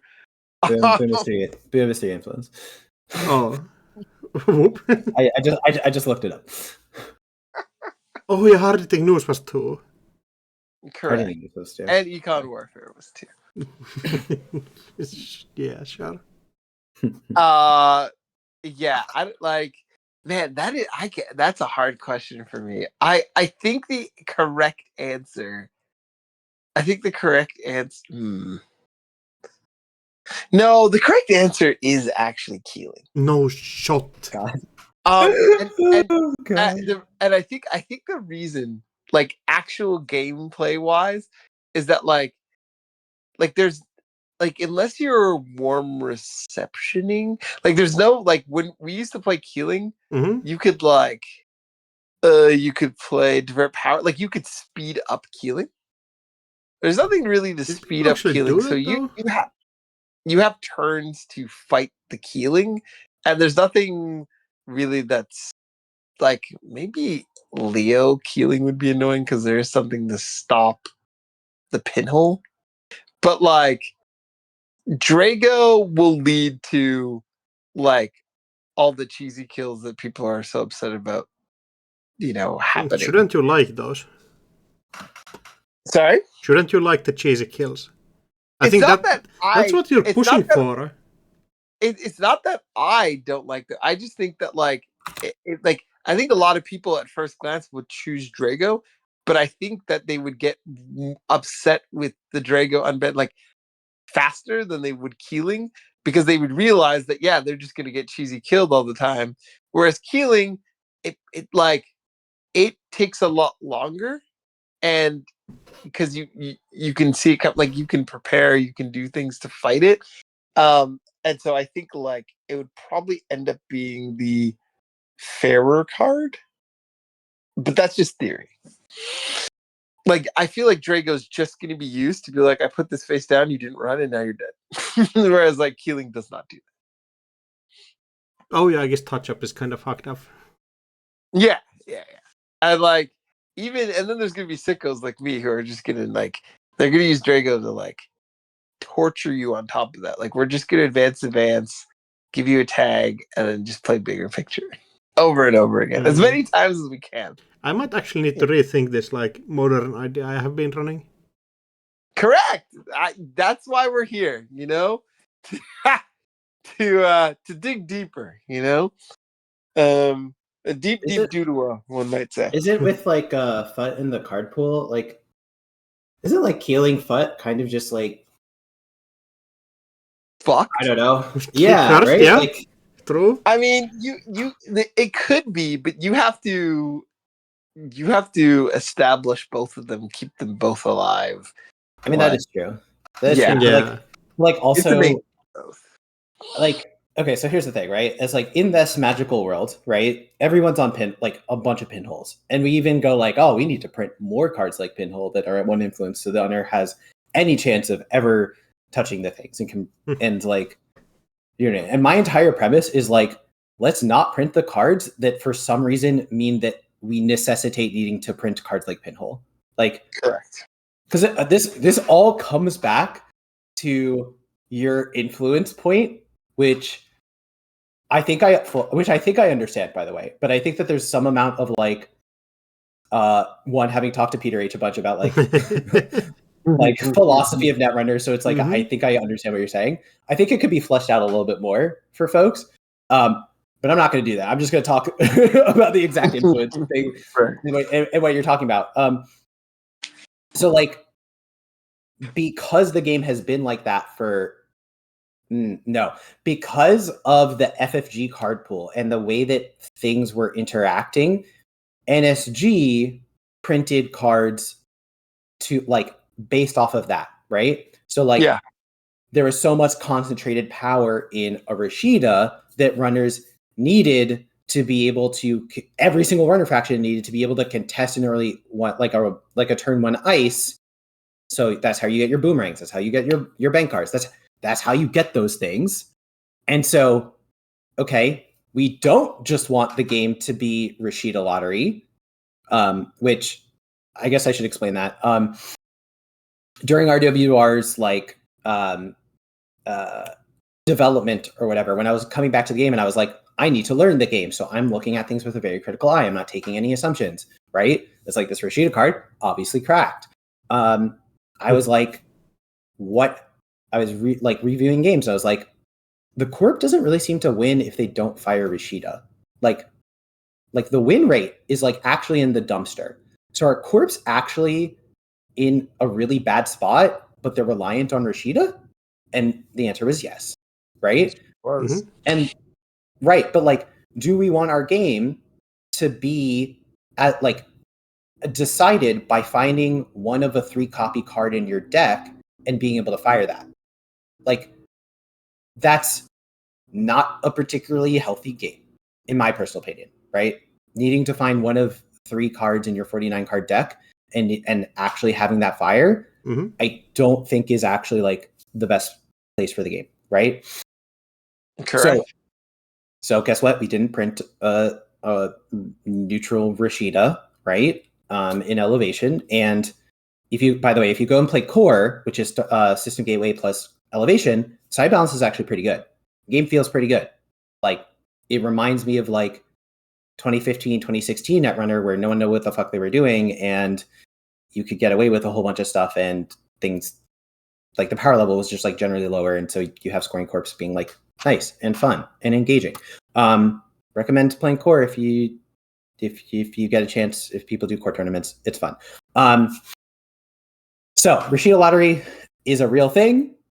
Let's not put ourselves in a situation where we need to be printing the runner cards that are these universal fucking tools to everything to answer like specific corp cards, right? Like, let's not print a Tithonium that requires a cracked as card as paperclip for it to feel fair, right? Like, I hope that my point is coming through here, right? Where it's like the influence being so low on the runner side comes from the fact that where the game was, and this is my own interpretation because I wasn't 100% around for that. I might be wrong about some of the details on this, but I think the point still stands. The cards that were printed on the runner side were made specifically to deal with all these like incredibly crazy FFG threats. I mean, truly on both sides. And so from that, you get like this leftover thing. So like after all this stuff is rotated, you have the Pinhole still around. I mean, let's be real here. Pinhole was also made probably, this is again my own speculation. This is not like me confirming anything. I don't 100% know because I wasn't around here for it, but I'm just like, Pinhole probably was in the set with Keeling and Drago, right? Like it probably like was a part of the philosophy of the, you know, the lead designer at the time of like, we need to like have answer for these things because we want the games to be quick. We want the games to be snappy. And so that's where you get like deep dive sees eight cards and you can steal 5 points in a single turn, right? Like that kind of design philosophy and that kind of like methodology for like creating haymakers, for being able to answer things, for I don't know, being able to tech against a 7 damage boom card. Like all of this stuff is what creates the current ecosystem that we have now. And there's no single set that's ever going to solve all these problems. There's no single ban list that's going to solve all these problems. And so we do the best that we can with what we have to make the healthiest environment that we can. And we're going to keep making sure that we release sets that continue to expand the card pool and continue to push the game into a direction that we are happier with. You know what I'm saying? And so that means like we should be printing more one influence core cards, right? We should not be like the one influence runner cards in Elevation. If you look at them, right, I think are more in line with Brandon, like what you are interested in seeing from one influence runner cards. I know that you probably don't like Lilo. I think you mentioned that, but like Lilo is not like this powerhouse of a card that everyone's playing and is like completely breaking NBN. It's not like NBN's not seeing play because Lilo is everywhere. Oh no. Like Scrounge, right, is like this nice one influence card that makes sense as a consideration in like core and like lower power formats, and maybe sometime in standard it's going to be relevant, but that's like the one influence card, you know. Your clean getaways and your other things like that, that's 2 influence now, not 1 influence. Am I making any sense? Have I just rambled for too long? No. This is all very good insight. In fact, you showed me a different angles which to look at this from. The angle which like, hey, maybe these cards were kind of created to like deal with the lottery of Rashida. You know, that's like a very. I still think, you know, there's other things that go into that, but like, I think that's refreshing to hear. Is like that. It wasn't only an anti-ice campaign, you know, which is nice. I think the other controversial card is Deep Dive. Sure. How controversial would you say it is? I mean, on the ShadowNet, Whiteblade was complaining. Other than that, I think everybody's like fine and happy with it gone. Really, I've gotten mixed feelings. I think that like really, fuck Deep Dive. I mean, that's easy. Like, I'm not a green guy. You know what I mean? But like as far as that goes, but like, yeah, Whiteblade, you know, had made an interesting point about just like what it takes to get to the position of deep diving, and is a deep dive just the card that we hate losing to? And I had a long think about it, and at the end I was like, no, like, yeah, if just because I think if ice is going to continue to be at the power level that it's at, and you're going to continue to have tools that allow you to just chew through servers, spending minimal credits, then you get into a situation where it's like deep dive's only not a problem if you play a deck that does damage, and or a deck that like Leo, where like now, let's say Leo got like a critical mass of like Biroids that let you end the run all the time. Like, other than that, it's like you're gonna do anything about it. Yeah, you're not going to be able to do anything about it, but it's more than that. It creates the gameplay of like, all right, I now can just hyper focus on your remote, guess right, get in a few times, and then I don't need to interact with you there anymore. and that's the like part of like any of the decks that have really been like deep dive decks have really just kind of done that where they're like, I may interact with you into the remote once, still 2 twice, points, or just not at all, Yeah. and like similar thing with Banhart. It's like, I don't know what corp deck you're playing that is okay with like double icing each of your centrals, still creating a remote and scoring out of that, right? So like then you're also forced into only playing a certain type of deck, which I just don't think is healthy. I agree. I mean, I love bunker, but I agree. Right. Yeah, and so like I haven't listened to the ShadowNet episode yet. I should, because I really like hearing Whiteblade's opinion on stuff in general. Even if I don't agree, it's always very well communicated usually, and like I have a good understanding of like what her perspective is on stuff. So you talked about ice power a little bit, and I want to touch on that, and then it's just scoring as general as a topic. So like when it comes to like ice power, yes, ice power is like down from what it was historically, or like 2022, I guess probably was the time period. But we've done things like Turbine ban with the release, right? And I know that you're very happy to see Turbine gone. And like I think the Bankar ban is like one of these things where it's like, yeah, it's one of the things that keeps scoring decks out, right? It's one of the things that keeps scoring decks from like being able to like actually establish an early game, and Bankar is a card like allows runners to bridge very easily into the late game. And that's like the presence of that card just warps the entire like meta around it. And that's where it's like when we want to have a diversity of play patterns and corp factions and all this other stuff, that's why it's like a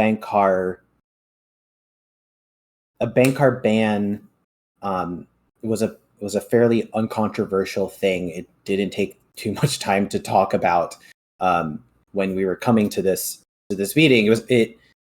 I think the team would be fine with me sharing this. Is like that was basically the starting point for us on the ban list. It's like, we know that this is probably needs to go, and so let's build out everything else knowing that that's happening. Because we're trying to promote scoring, right? And when it comes to deep dive, right, I think the pattern that we see for like how scoring corps and quote unquote fair corps lose most frequently was you can't protect all of your centrals early while establishing some sort of board presence, right? You can't stick an anthill early because it's expensive to res and they might have a pinhole, right? You have to probably ice HQ now because you have transfer of wealth, which 3 credits is certainly less than Siphon, but it's enough to like make it so that corps need to play more conservatively or like lose a turn, right? And that means that frequently what was happening on incidental pokes, a clean getaway run on R&D, an incidental run on a central server, just giving up 2 points meant, oh, I now don't have to do anything, and I can now store 45 credits and deep dive, and I guarantee the win. And that's not fun and engaging for anyone, and that's what's keeping scoring decks out, because LEO was probably the best positioned scoring corp to prevent a deep dive, and even still, it was so hard to make sure you never got deep dived, like not a single time throughout the entire game. You couldn't consistently pull it off, which meant that you weren't making top cuts, right? So I think that that's just generally the story of like where scoring corps are at, and we are, everyone working on it, both SBT dev, like we're aware of this. Like this is a thing that we're actively trying to make changes for and adjust for, right? Like it is a focus of us. It's an important thing. We want to make sure that it's back. We're going to all of my teams are working on trying to make sure that that's a thing that's happening, right? Yeah. And okay, there's one. I said that I was going to share a story earlier, and I want to share it now. Brandon, you're the one that made me understand why Turbine's a fucked up card. Thank you. Oh my god, I've done something! What Let's Brandon do? go! What the hell? So we were talking and playtesting during RWR, and I was like, I don't understand why why Turbine makes you so infuriated, right? Like Brandon was like, I hate this card. I hate this card. When someone plays on the table, I just want to fucking concede. Like I'm done. I'm out. And I was like, tell me more. Like I want to understand, right? Which is why I love talking about Never and getting your opinions on stuff, right? And I don't know if you actually remember this, Brandon, but you were basically like, I just lose all forms of like agency and I have nothing to do when I'm the corp, when they play Turbine and they get through all my S for like free. And I'm like, huh, yeah, I guess you're right.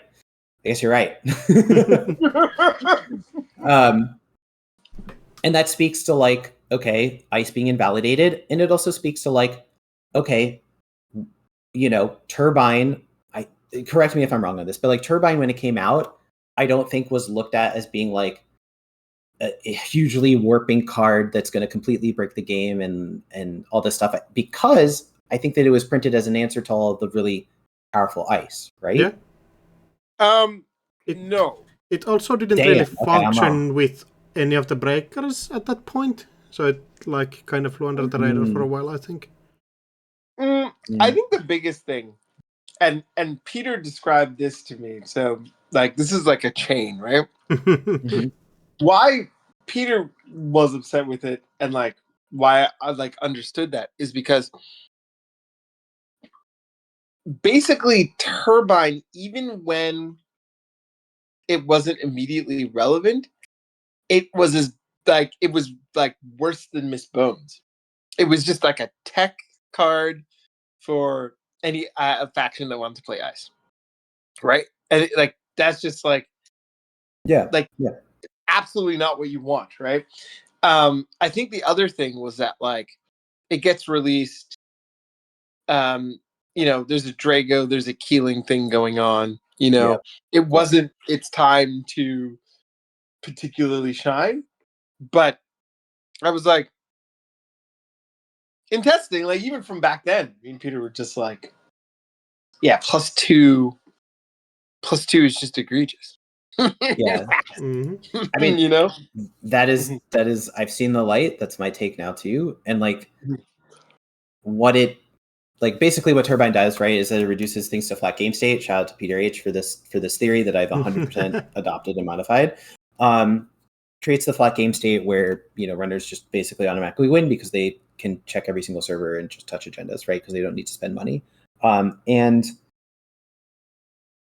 I think that's the power fantasy of Shaper with the Doom rigs, and that's the reason why people are like, I don't enjoy it when it's a Doom rig meta, right? Mm-hmm. And I think that's something that we basically need to be mindful of. Like, the degree to what is happening matters, and like Turbine at +1 strength maybe is quote unquote okay to print, but like then is it a fun card? Is it doing the right things for the game? Is it making the game more interesting? Probably not. That's how you get stuff like Game Dragon, where like, okay, maybe Game Dragon isn't like, okay, we're talking about misreads. I thought Game Dragon was going to be more powerful than, or more meta relevant than it currently is, right? Mm-hmm. But Game Dragon at least has interesting gameplay around it, right? You have to make choices, like informed choices and like all of this other stuff, right? There's trade-offs to it. And so like, that's a way more fun card, even if it has more text on it, than like a Turbine. And it doesn't make it so that the game all of a sudden gets reduced to flat game state when it comes into play and you found all your breakers, right? The point that I want to make here is that the presence of Turbine also then has an impact on the ice that gets printed. And that's the problem, right? Mm-hmm. Cleaver being in the game, Paperclip was also creating this problem. So like when Paperclip rotated and then Cleaver was the go-to fractor, Cleaver was creating this huge problem where we literally in dev were trying to make barriers that felt anywhere different from other barriers that have already been printed, because barriers are the simplest thing, right? They have to have end the run. They don't usually have a lot of complexity and other stuff on them. Mm-hmm. It was like freaking impossible to make a barrier because a cleaver existed, because cleaver just said it doesn't matter if your strength is 0, 1, 2, or 3. Mm-hmm. Like, all of those are just completely out the door. You either have, 3 strength and you're either 0 through 3, or you're 4, 5, 6. Like maybe 7, but like realistically, printing a barrier with 7 strength, like Brain is already really good and you can click through it, right? So like, the numbers that we can print on a barrier are 0 through 3. That's just its own. That counts as 1. 4, 5, sometimes 6, and it was impossible for us to make barriers. And that's what Turbine, things like Cleaver, that's what things do when they invalidate ice. They completely flatten the ice that can be like playable. I mean, in theory, we could print things and just they never see play, but that's not what we want to do, right? And then this brings me back to the point about corp diversity. Corps are the ones that present questions to the runner. When the runners have the tools to flatten all of the questions that the corps are asking into a single answer, that's when the game goes back to flat game state. That's what makes the game not interesting. That's the shit we need to get the fuck out of the game. But, man, that was a strong ass statement. Again, that's my personal opinion. And there are multiple people that work on the game. This is not a guarantee that is what's going to happen. This is my own opinion and what I believe is correct and how I voice things. But again, there are other people. I need to make this quick note, given that we've gone down this path. I'm on the dev team. The development team is responsible for finalizing sets, right? Taking a set from its ideation and its card concepts into a finished product, right? And the design team is responsible for creating cards, creating set concepts, all this stuff, right? Narrative is responsible for working on card themes and creating the themes and creating art briefs. The visual team is the one that, is the ones that are responsible for art and make sure that the theme is realized and all this other stuff, right? So when I say, I think that we need to get the things that flatten the game out of the game because it's going to be healthier for the game, that's my own perspective, and I am going to share that perspective and identify when cards get passed to us that do that. But that's it. There's still, what's the right way of phrasing this? You shouldn't take it. I'm one person. There are diversity of opinions even within the dev team, and you shouldn't take me saying this as like, oh, NSG is now doing this. It's like, no. We have very smart people who want to do visions and test things and see things, like do concepts and things that are really cool and interesting and to make the game fun. And it's like the degree matters. Like the dose makes the poison, I think is the saying, right? Where it's like Turbine at 1 might be fun. We need Turbine to actually be a fun card. But like, you got my point, right? It's like, there can be things that in theory get you to a flat game state, but they're all like touch-ups, inconsistent, or a lower power level, or whatever else, so that the game is still fun. Okay, I'm done with my incredibly long one. There's something about the podcast and bringing people's like hot takes out, or like the strong emotional takes. My hot take. We talked about Doom Rig. Deep Dive being gone, Shaper players may feel a little bit like, where do we go from here? What are we using?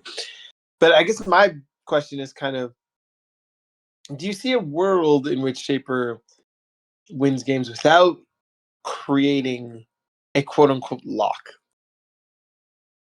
Oh, this is really interesting.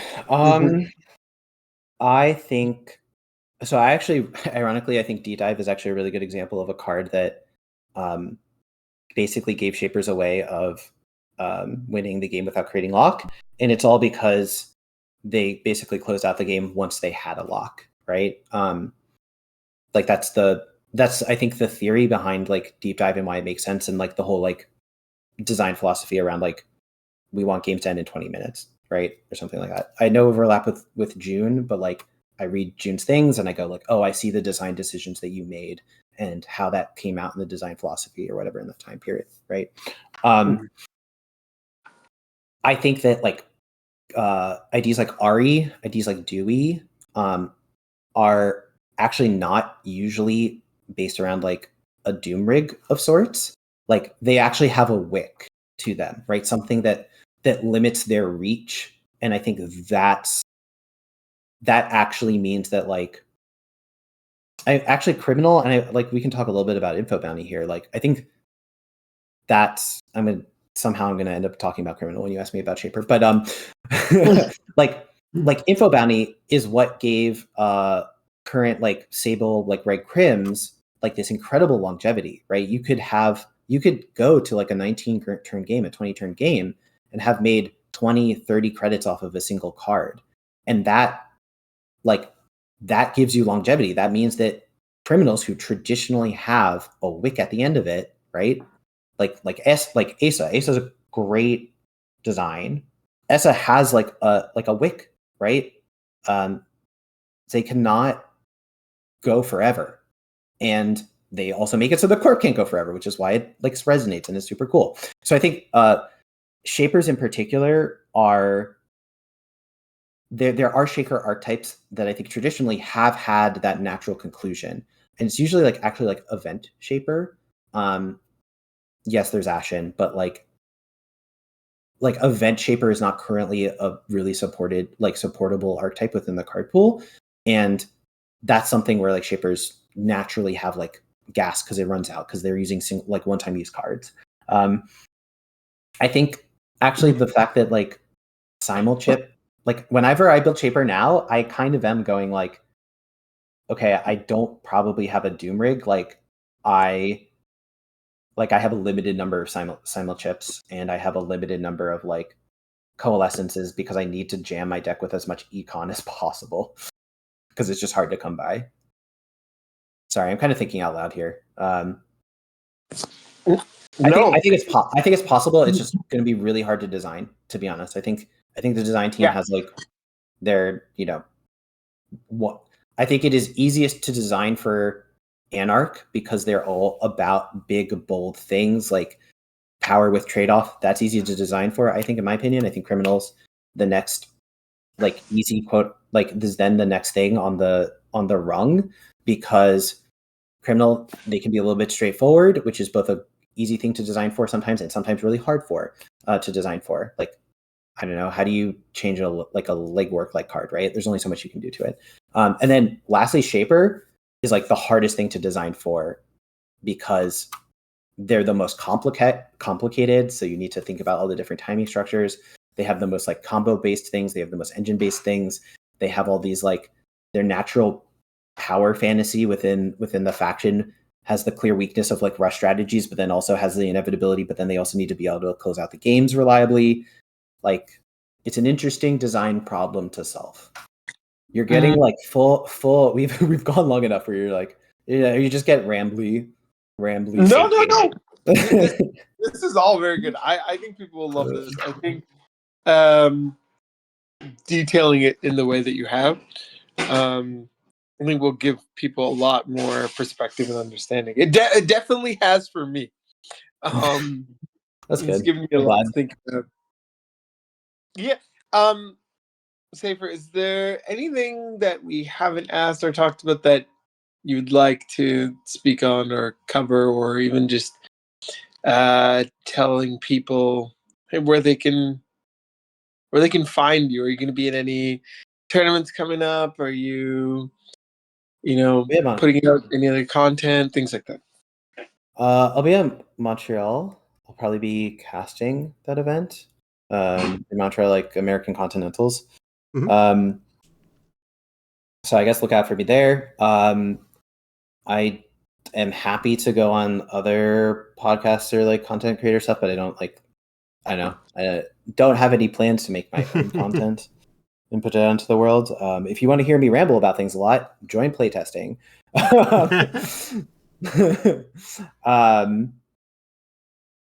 What do I want to say? I think there's two things I want to say. One, I'm amazed that we didn't talk about Ayuko, like at all. How? Like, I mean, the deck is cool and fun. Like, SPT doesn't need to touch it. I see. That's, I think, a perfectly mild take. Exactly. It's a perfect example. So look, some people are going to think that's a hot take, or at least that's my understanding of like some people. Like I think people have like very negative reactions. Yeah, the people who hate Ayuko. the money and I hate Auko also. So I agree.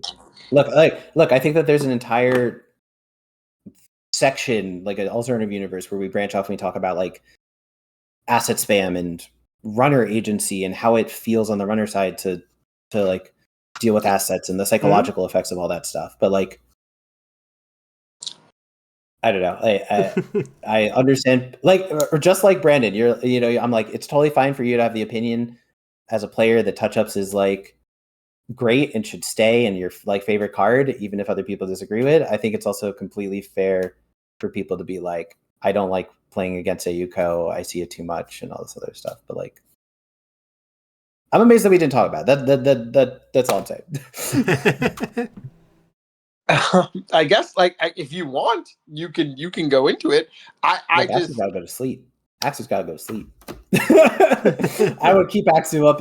Well, I'll tell you what. Here, well, very briefly on the Ayuko, I think that this is a very classic example of when you know what the deck is doing, when you've played against it, when you've practiced against it, when you have a refined runner deck, then it creates such interesting games. Like yes.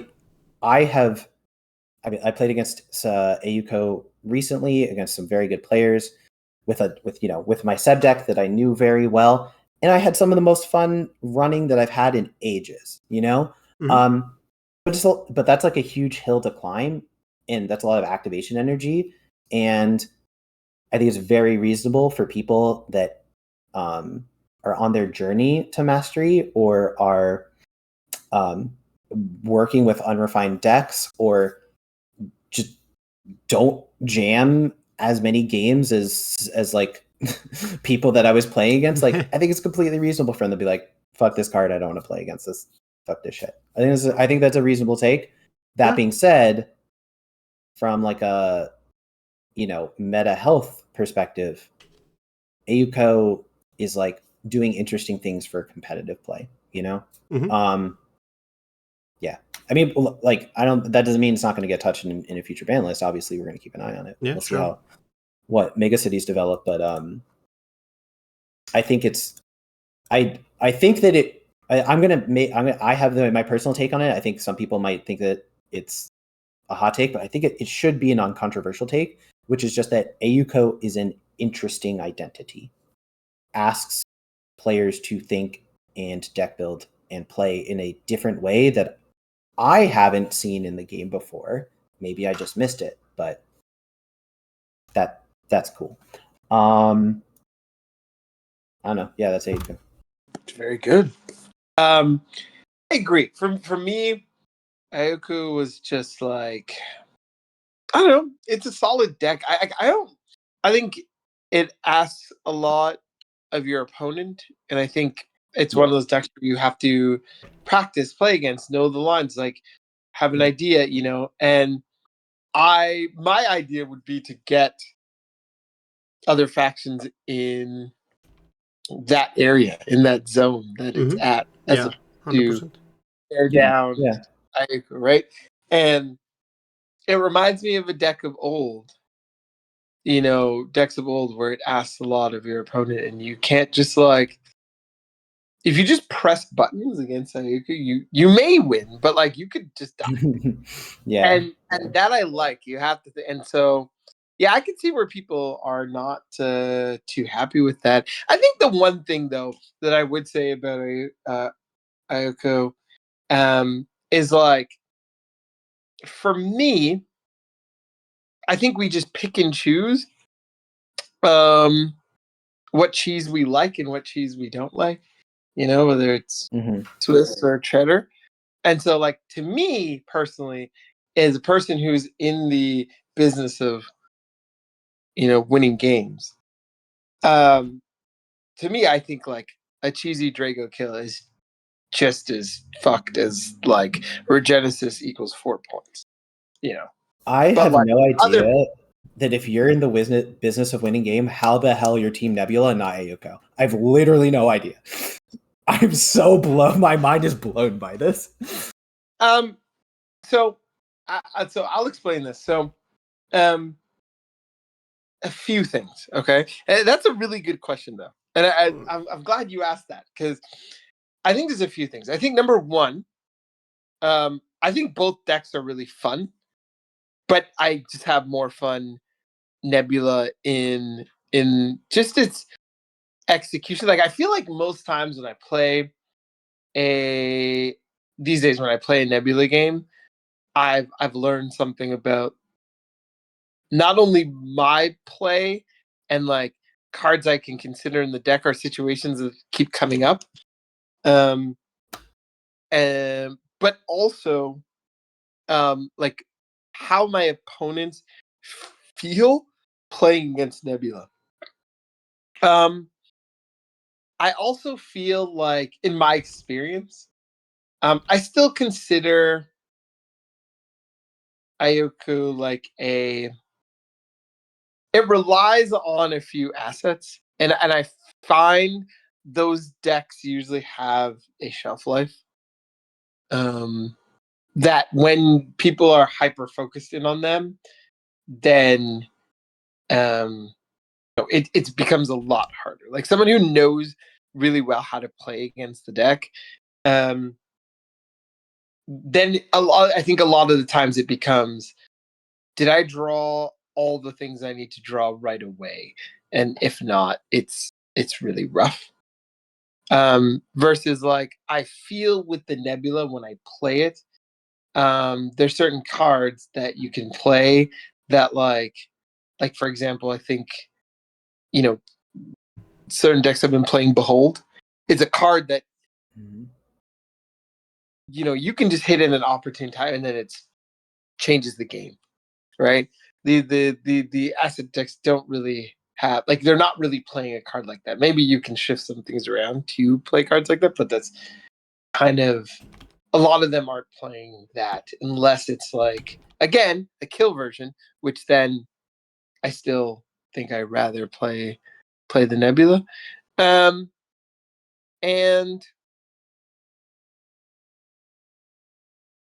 I think that's really about it. Oh, actually, no, there was. In tournaments, right? Another thing with Nebula, if you're playing like more inexperienced players, I would say Nebula usually just kills them, like just outright. You just get wins. Sure. Versus like Egg, you're gonna make the right plays, but like a lot of the times, that's like, oh, a central may be open for a certain amount of time, and if they just single, sing, and you could just lose, and has nothing to do with whatever. But like if in the Nebula, if you touch one of my agendas, I'm gonna hurt you. I'm gonna hurt you. Sure. Okay.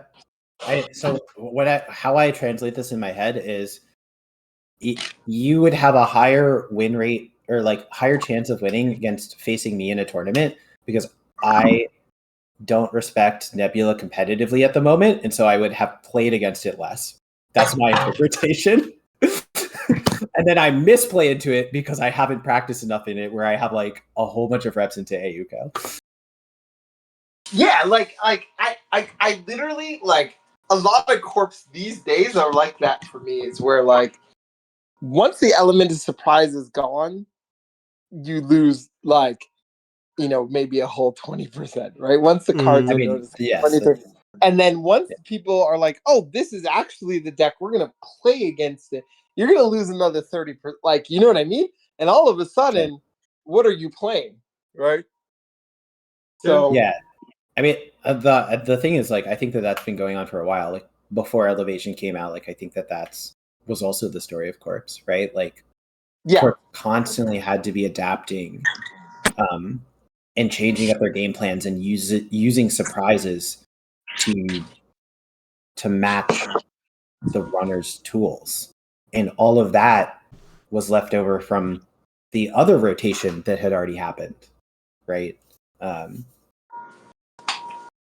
Sorry, yeah, like me on my soapbox again about how rotations are impacting our current, how history matters, and if we don't remember it, we're doomed to repeat it. Very good. I love it. Yeah. Mhm. I should play more Kill Nebula is what I'm hearing. Or there's that. Even I wish I was a better Nuvum player, but like I'm not skilled enough to play Nuvum. I always Shout out draw. to Jai. I always draw ass. Like just always. Shout out to Just Jai not. for the new Vem list. I thought that was super smart. Oh, Jai is like the most skilled. Like they're the person. Like I wish there was a stat, but they're the person I would put money on, like good money on, is the person who had Rashida in their opening hand the most. That was Hands very down. very different than what I was expecting. Oh my god! Yeah, that was so different. Hands down. Like I've played against tons of Newman players, and like their first and it's supposed to be a rush deck, and their first 10 turns are just I can't find it. And like all Jai says, yeah, just beat them on turn 6. I mean, Jai is built different. It continues. It's just built different, you know? I mean, I will say that like I played a lot of Thule in like RWR standard, right? And there were so many times where I was like, "Oh, this opening's great if they don't have bones," and then like 8 out of 10 games, it's like they have bones. You know, it's like they're a shaper list. I'm like, they must be at max 1 bones. They click 1 bones, and I'm just like, sure. Like it's the same thing when you play against Criminal, right? Are you sitting there going like, yes, I'm going to make this play like they don't have transfer of wealth in their opener. like if you play like that, you're gonna get it a lot of times, right? So I don't know. Maybe Jai really does have like the just Rashida luck, the true Rashida lottery luck, right? The sauce. It always feels like there's something going on when you're just like, yeah, sure. Of course, my opponent has it. Of course they have. Of course, they have the 1x pin-hole in turn 1. Sure, yes, of course. They're just really good at the D someone else who I've found. They just have it, you know. Like they're just good at the game. Shout out to D for doing so well this season and being so good. Yeah. Agreed. We're now just shouting out all our favorite people in Netrunner. All right. Well, Safer, thank you so much for coming on. I'm pretty sure some other point we'll have you on again as things continue to ever evolve. But this was great. Please like, comment, subscribe, all that good stuff. All right. And we outie. We outie. Peace.